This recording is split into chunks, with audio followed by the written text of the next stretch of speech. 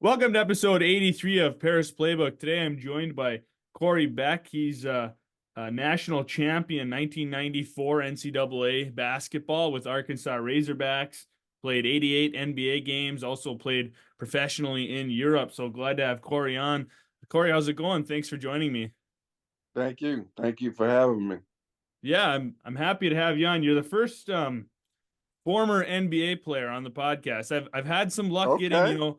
former NFL players, former NHL players, but I haven't had any luck until you on getting former NBA players on. So I'm happy to check that box off. Well, good. Good for you, man. And thanks for having me.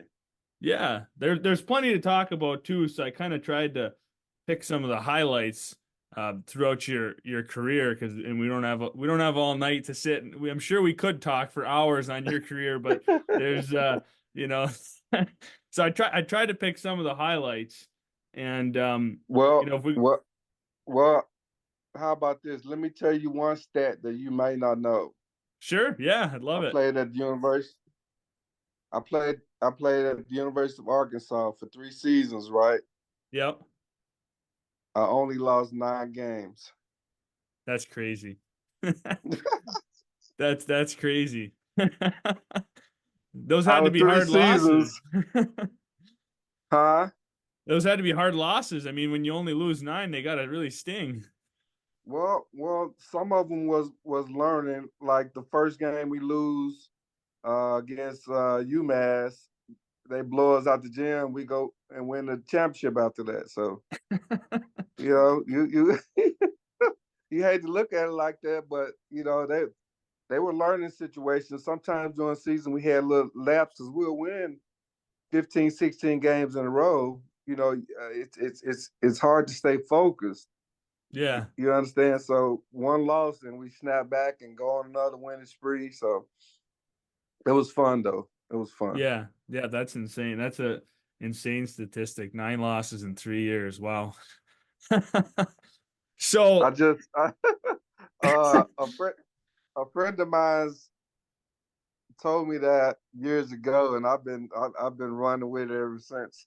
yeah, well, I would if that was one of my stats. I that's probably one not many people can say. When you look at how hard college basketball is, how competitive it is, it's so rare for teams to finish a season with less than five losses. If you have less than five losses, that's a pretty spectacular thing. So nine over the course of 3 years is really amazing. Well, yeah, when I look back, I couldn't believe it when I look back at it. But it was during the time where we we played in an era where we called it 40 minutes of hell. But now kids are actually running faster. They're playing faster. Big man's 7 footers, they're shooting threes. They're bringing the ball up the court. During Yeah. my days, the the point guard was 6 foot, 6'1". Now they 6'6", 6'7". So Yeah, it times really have is changed. yeah, it really is a change. I think what you're talking about, this year's national championship game was a perfect example of that with Edie and Klingon, both over 7 feet tall, and both of them can run the floor in transition and score. I mean, it's just crazy. Facts, facts, and I hate to say it, but this style of basketball is fun to watch. Yeah, yeah, it is. So going back to, your Arkansas, you guys won the national championship in 1994 over Duke. So I was wondering if you could talk about that game a little bit. Well, it was a game that no one picked us to win. Um, that they came out with, they said the smarter team will win, and Coach Richardson just used that for fire. He used everything for fire, and it just really motivated us. And we went into halftime with them down 10, 9 or 10, and we wasn't nervous at all. We didn't flinch, and we knew eventually we'll come back and get them. Now that second year, it was different. UCLA, they had more weapons, but I've I I enjoyed those times though. That was Arkansas's first national championship, right? Yeah, yeah, Yeah, yeah. that had to have been My extra first year. exciting milestone for the school. Oh yeah, yeah, yeah, man. That Oh, looks like we lost him. We'll see if he pops back in. Oh, there he is. okay. All right. I can go anywhere else. See, I've been back here 14 years now. Yeah, When I retired from basketball, went back to Memphis, and so I've been here, and I go anywhere around here, and people still know me and love me. Still want autographs to this day. It's been 30 years. that's It's awesome. been That's 30 years cool. ago, but It shows the yeah, community, the yeah, basketball community, how tight it is, how much it means to Razorback fans, what the athletics mean, to the community. I mean, it really shows something that 30 years later, people still, hey, I remember you in that national championship game. And it really shows how important sports are to people in their lives. Sports can mean so much. If somebody's having a bad day and then they go home and they watch their team win, it can really change their spirits. facts, facts. I've been blessed to run into that more since I've been back here. I've had people tell me we helped save their marriage, and during that time that grandparents, one of the grandfather, grandmother was sick, and that was the most joy that guy sitting around watching the game. Man, I got some unbelievable stories, and each time I get one, it's just bring a joy to me. Yeah, yeah, it's hard. You can't not feel good when you hear that. You were also on the cover of Sports Illustrated for that. Did you know ahead of time that it was going to I did. happen? I did. I just, well, they interviewed me, but I knew I was gonna be somewhere, but I didn't think I was gonna be on the front page. Yeah, that's crazy. Yeah, Did somebody just call you and say, "Hey, you should check out the latest Sports Illustrated"? You're on the front. yeah, yeah. They sent them some to my locker, and I Yeah, got to the gym. Yeah, I had some, and it was cool. We got like a Hog Illustrated that we was on the cover of that too, and that was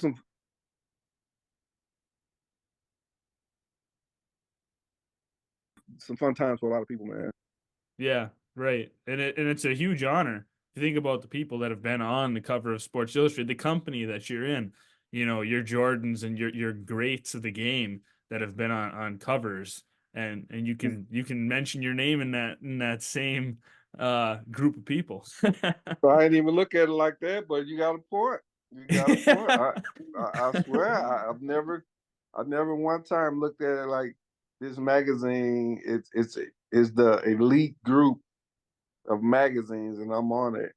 Yeah, But I've just like I got one down on my living room table, and when I think I got about three magazines that I'm in, and I got them on my living room table. People come and check them out, when they visit. So it's cool. yeah, for sure. So you went undrafted to the NBA.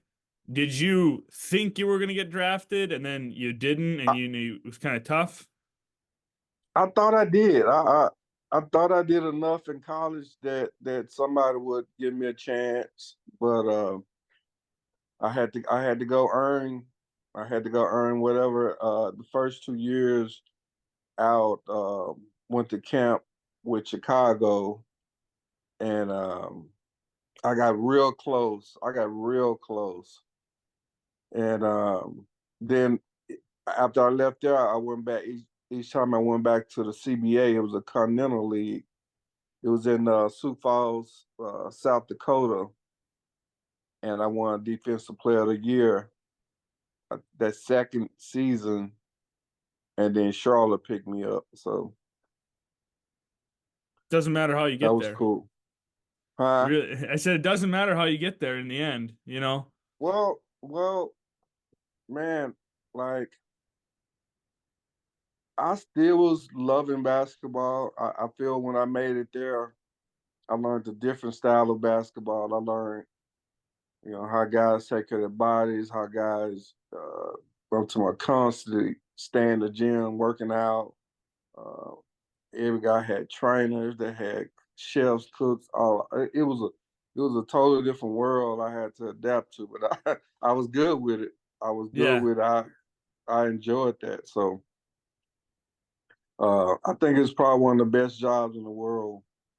Playing basketball, getting paid, especially in the NBA. So Right. Yeah. Hard to complain when you get to do the thing you love every day, something that everyone dreams of, and only a small percentage of people actually get the opportunity to do it for a living.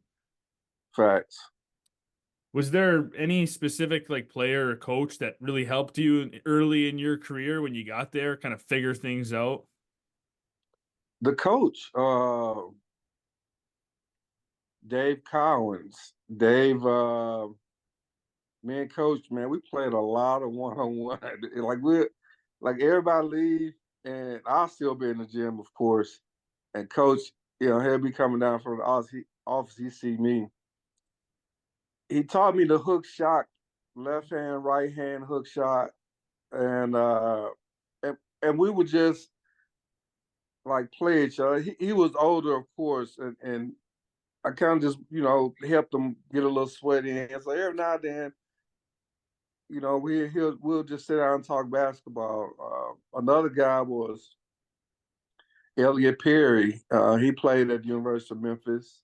Uh, I've learned a lot from him. Uh, um, Penny Hardaway was real good friends. We still are right now. We used to be roommates in AAU, but I don't know what happened when the league we kind of like lost in touch with each other. But I've uh I've learned, man. I've been blessed to be around some really really good people that done made a stamp in my life that done helped me get to where I'm at right now. So and the weird thing is a lot of them weren't athletes. Most of them was athletes, of course. Family members and just guys growing up around me and just helped me stay on that path I needed to stay on that as a young man. Yeah, exactly. Well, I mean, it shows a lot about a coach when they're willing to, do a one-on-one or sit down extra with you. I think back, I'm a Tennessee Titans fan for football. So I remember when Vrabel, there were different times they'd show him on TV in warm-ups, and he'd be out there with the blocking pads, the head coach, getting out there blocking with teammates. It kind of shows a special connection between a player and his coach. Same type of thing with you, one-on-ones with your coach, that they want you to succeed, that they're there for you, that they've got your back, and all that Right, can right. mean so much of a difference in a career. Um, Obviously you looking back now, this is the first name that came to your mind when I asked you that question. So shows the impact and the influence. Yeah, Coach Richardson kind of like started that. Like we'll be at practice and he'll come jogging in with some tight ass shorts on with a whistle and tight shirt. And he'll be out there, man, showing us shit. Like we wouldn't play like me and Dave did, but sometimes he'll get into a pick and roll. He'll show us a certain move, right? So it was kind of cool. So when I ran into Dave and he wanted to play, I knew not to overdo it with him, like to just have fun, but at the same time, don't give him everything. You understand? Like Yeah. I wouldn't push up. I wouldn't push up on him like I would, a normal guy be playing. That's the coach, so you want to let him get some shots off. But we formed a real good relationship. The person that it was rough with me was with general manager Bob Bass. He was,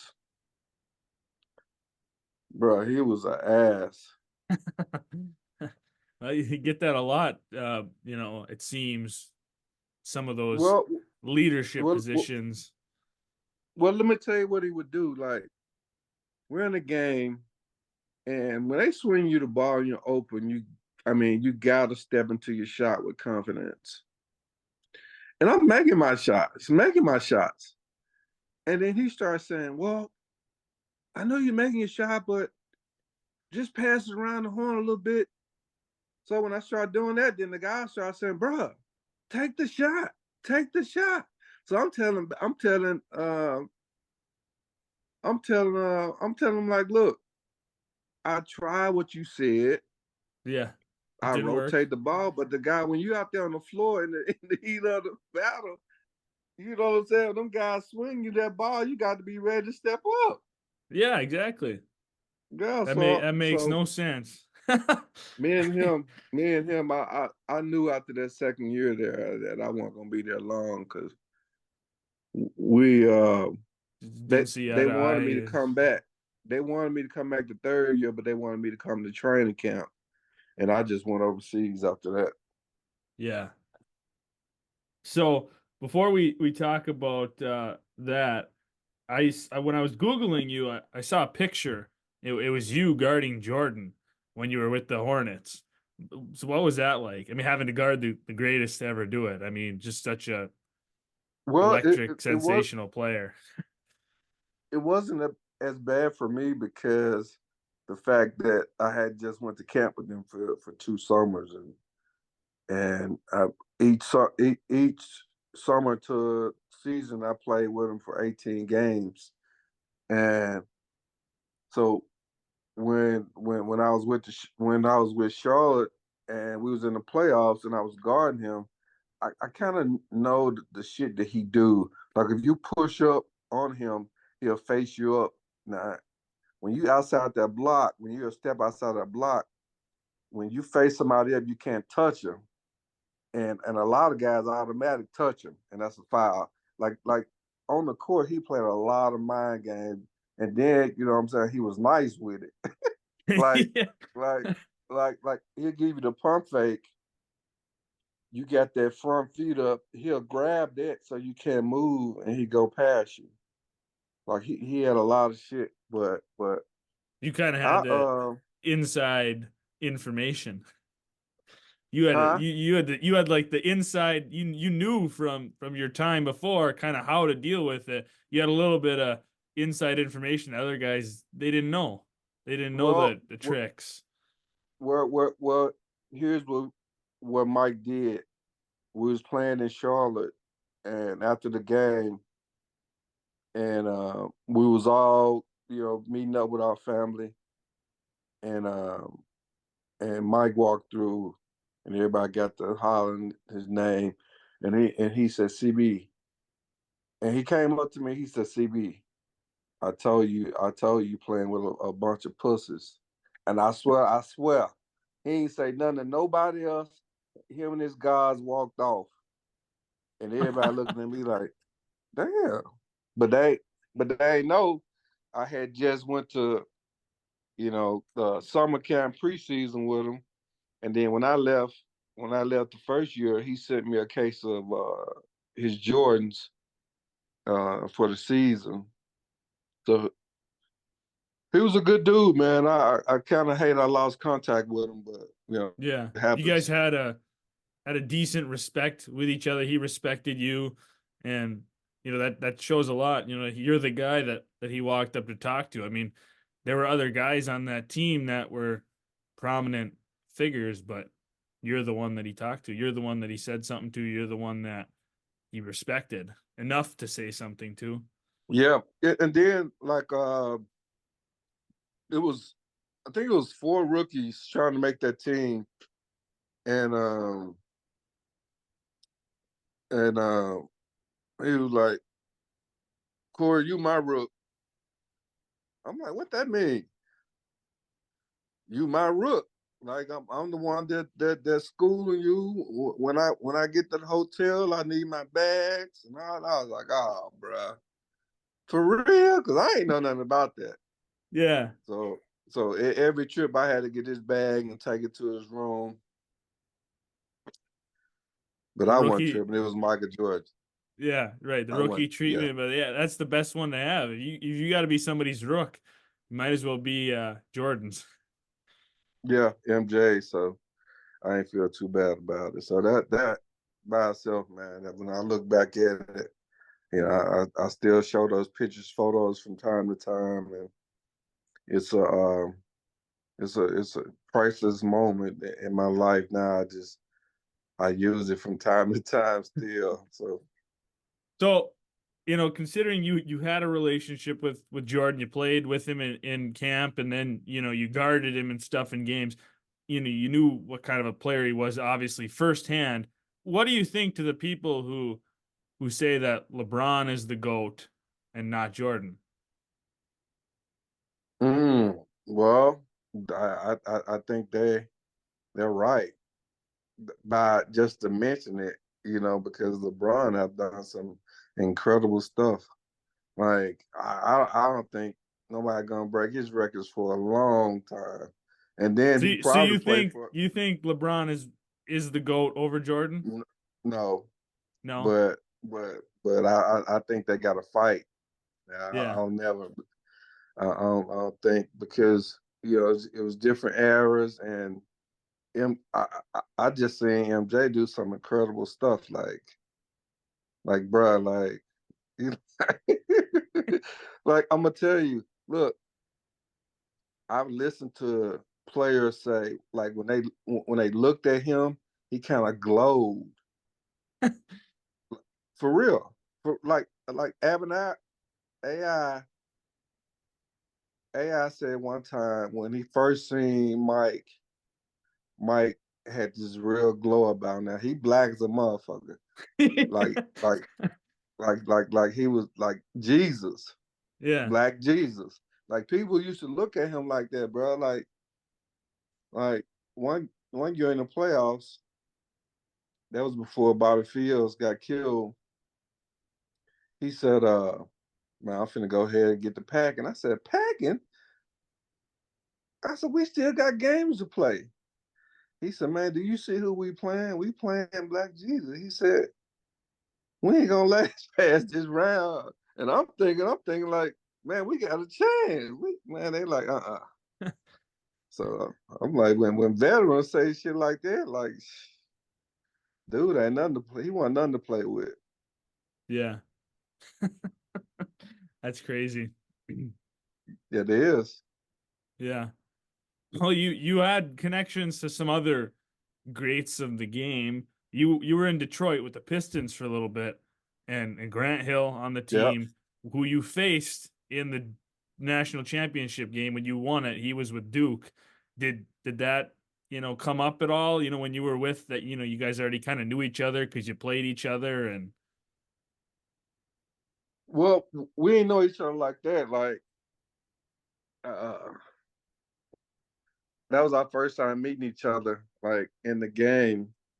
But he was a cool dude. Like, he uh, he helped me. He helped me a whole lot. The guy that really helped me was Stackhouse.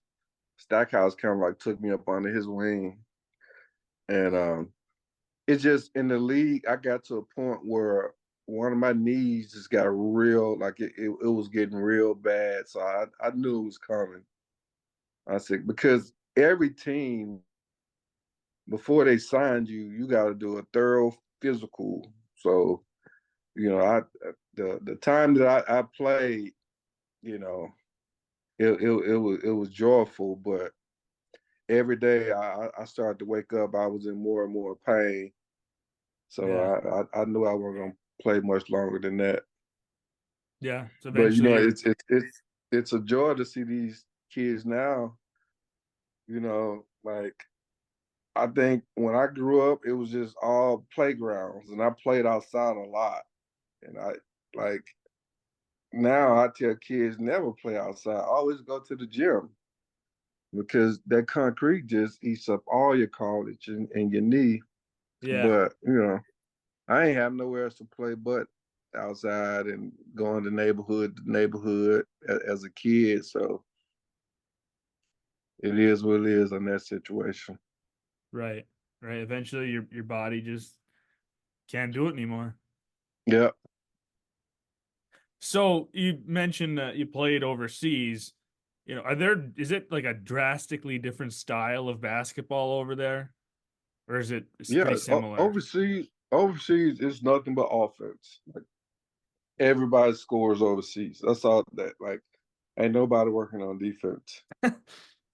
Yeah, So it's. I'm talking about, you could get over there. You turn pro 14, 15 years old, and that's a lot of basketball you've been played, a lot of experience. But it was different from United States, of course, America, and for me,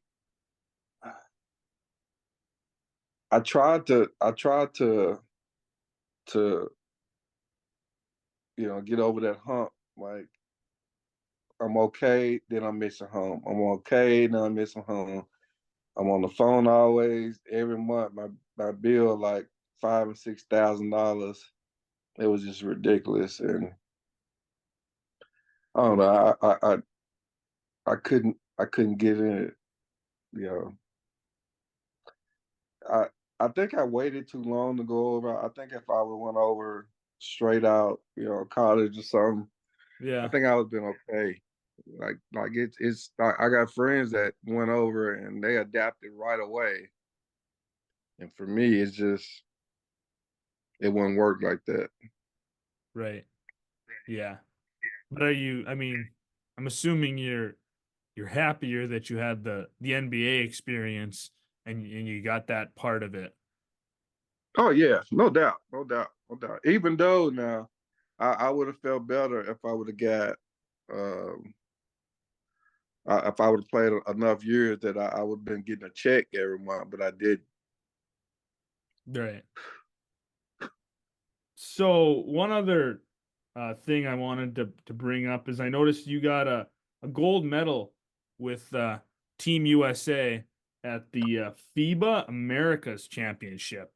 And that had to Yeah. be, I mean, anytime you get to put on your country's jersey, it's kind of like that's a dream come true for most athletes. They want to represent their country. Hey, bro. Hey, we stayed over a month. Like we went to Russia. I'm talking about we went everywhere playing basketball, and then we ended up winning that shit, man. And I was a huge part of it. Down the stretch of some games, my coach used to go to me. It was just it was fun basketball, and the the CBA coach that I played, he coached it. So, and then Eric Mossman was the one of the assistants. I Yeah. don't know if you know Mossman. Mossman coached at Arkansas, Right. He just uh, took the job at UCLA, right? USC. Yeah. USC. That's what it Hmm. is. Yep. Yeah. That's cool. Yeah, but yeah, those were some times, man. Those were some times, man. You know what I'm saying? But they're over with for me now. But it don't hurt from time to time to go back and explore. Reminisce, relive the moments. Yeah, yeah. So now that you're all done with basketball, you've got a painting business.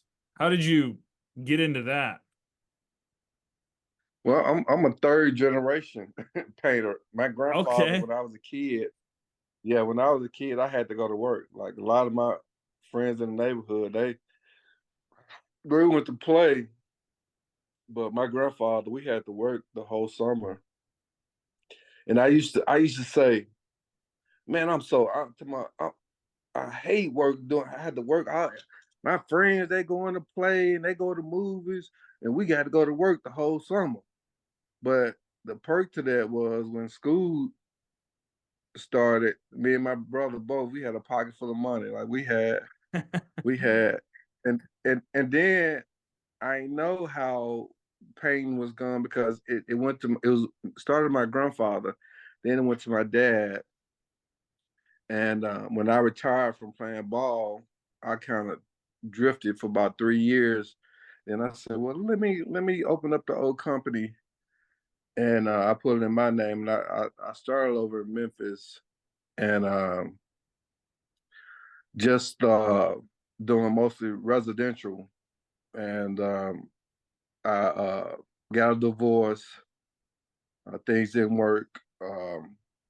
So I called Coach Frank Broyles, and I said, Coach, I said, I'm heartbroken. I don't know what to do. I said, I just lost my family. He said, hey, you get your head out of your ass. You a goddamn champion. You get your ass over here Monday. And he hung up the phone. So I came over. Shit. I loaded up my truck, all my clothes and shit. I drove over, and he connected me with Jim Lindsay, and I've been here ever since, man. So Huh. I've had my company 14 years, and we now we do residential and commercial, interior, exterior, paint, staining, textures, replace wood. I mean, we do, when it comes to a house, we pretty much do whatever you need done. And for me, I started out doing all the work. Now I got three crews of workers that do the work Wow. for me. I just make sure that the material and everything is there. But I'm always on a constant uh, alert to trying to let everybody know in Northwest Arkansas what I do.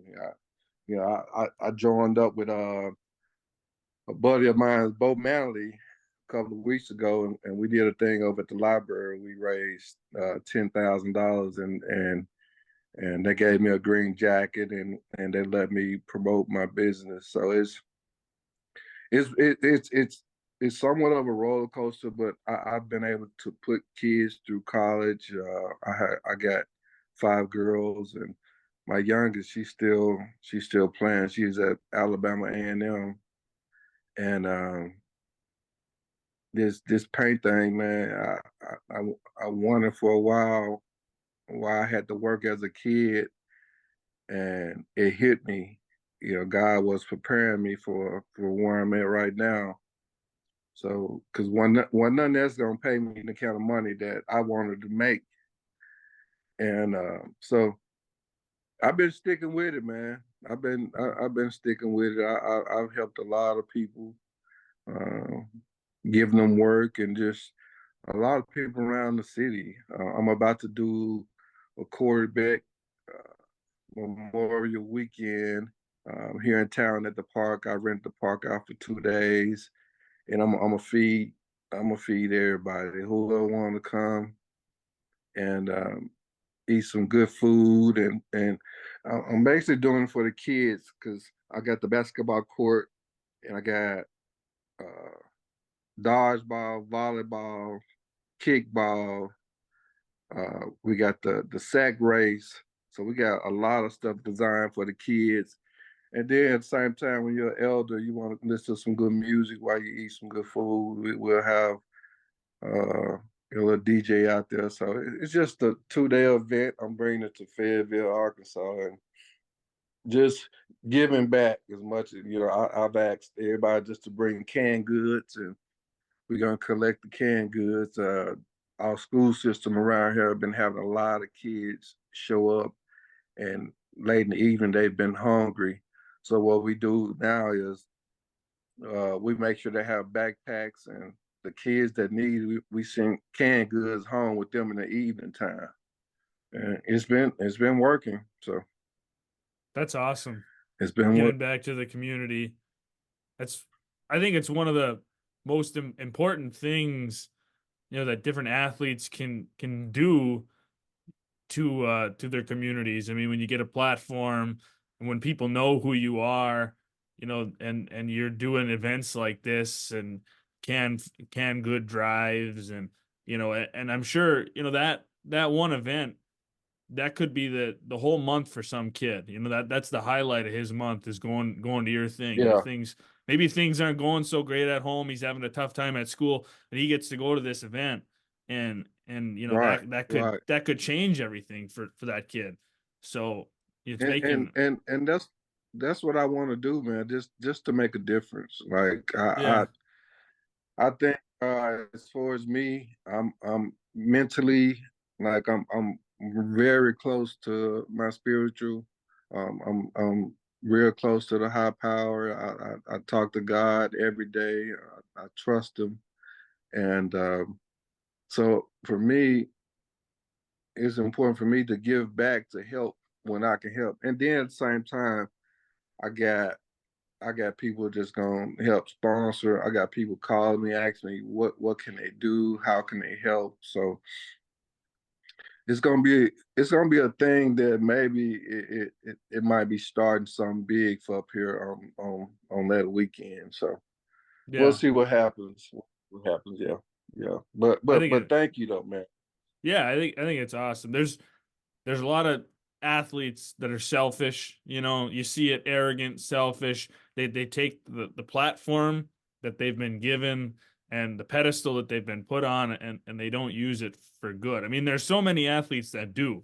You know, I don't want to undermine the ones that do because there's so many that do good things, you know, and that's what it's all about, you know. A lot you hear Yeah, guys talk about it all the time. You know, sports are it's just kind of a way that they can, you know, do good. It's a platform. Hey, you know, CJ Stroud, he talks about it. You know, the Lord gave me this platform so I can change people's lives. You know, I can do good. It's right, just kind of right. a vessel of work.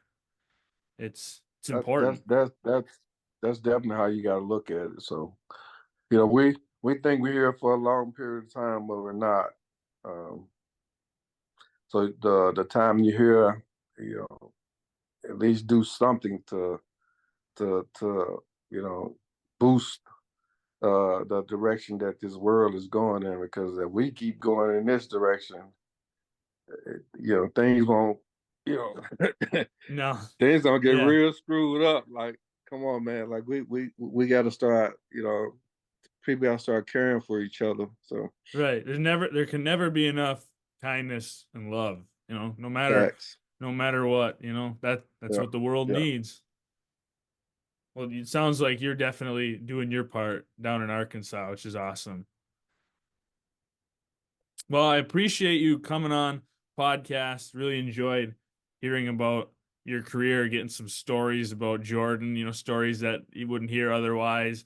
And you know, hope your painting business keeps going in a good direction and your community actions, you know, really happy to hear that kind of stuff. I appreciate you taking some time out of your evening and coming on the podcast. I really enjoyed it. No problem, man. And good luck to you. Blessings to you, and on your venture in life.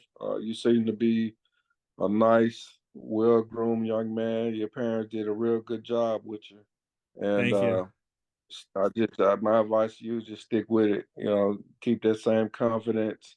I know every interview don't be always smooth, but I think the way you carry yourself, you love what you do. I So good do. luck to you Yeah, on the future, man. And I if you appreciate that. need anything else, shout. I appreciate that.